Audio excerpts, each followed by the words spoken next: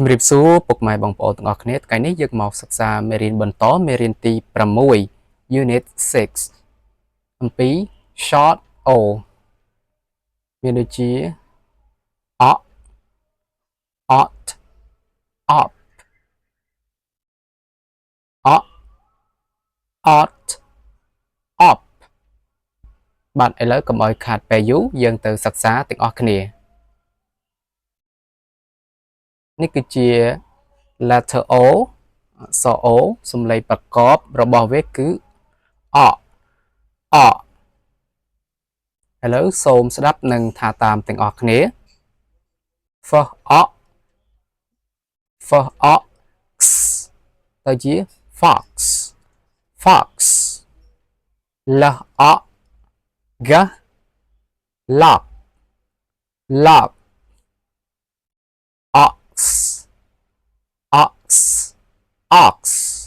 ox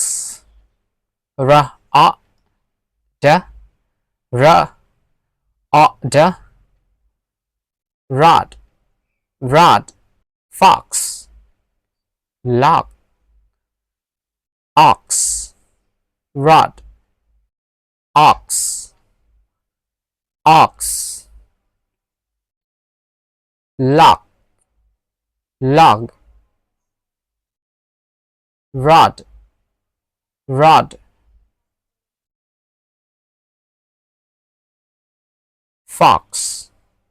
fox អ និងថទៅជា ought ought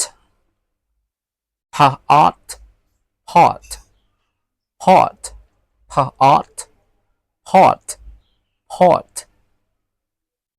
បាទបើសិនជាយើងចេះប្រកបភាសាអង់គ្លេសបែបនេះគឺងាយស្រួលសម្រាប់ការអានភាសាអង់គ្លេសវាជួយយើងបានមួយចំណែកធំដែរតោះឥឡូវយើងទៅអានបន្តទៀត ought pot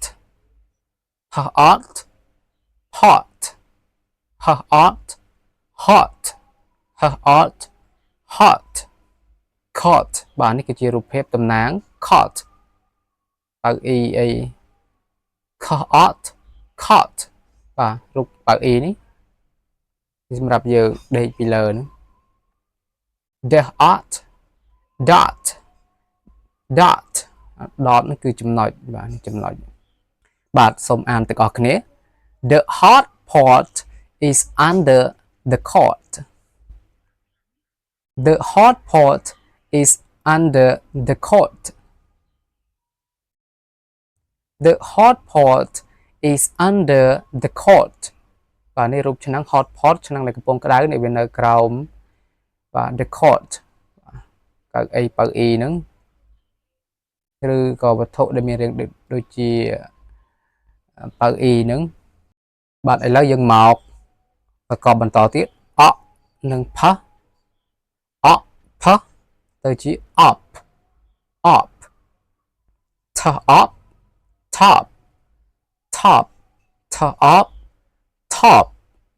topបាទសូមអានទាំងអស់គ្នា top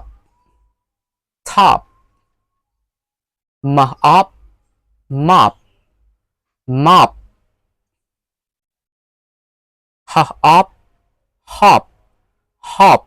hop នឹងហក់លោតបាទ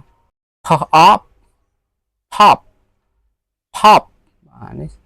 រូបចាក់ពេញប៉ោង pop គឺផ្ទុះនឹងឯងដូចជា popcorn បាទ popcorn គឺពោតផ្ទុះបាទឥឡូវយើងចូលដល់ចំណុច story ឥឡូវយើងមកអានសាច់រឿងទាំងអស់គ្នាចំណងជើង The Fox បាទកញ្ជ្រោងឥឡូវយើងអានពីលេខ1ទៅមុនបាទនេះគឺលេខ1ហើយនេះគឺជារូបភាពខាងក្រោមនេះគឺជាអក្សរដែលរៀបរាប់អំពីរូបភាពខាងលើនេះ The fox has a hot pot The fox has a hot pot កញ្ជ្រោងបាទមានឆ្នាំងក្តៅមួយបាទឆ្នាំងក្តៅគេកំពុងដាំធ្វើម្ហូបអ្វីមួយយ៉ាងបាទ Mark number 2 He stands on a log and uses a rod He stands on a lot and uses a rod បាទគាត់ឈរនៅលើ culture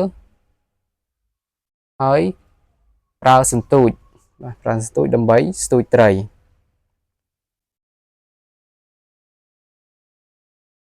The fish hops ត្រី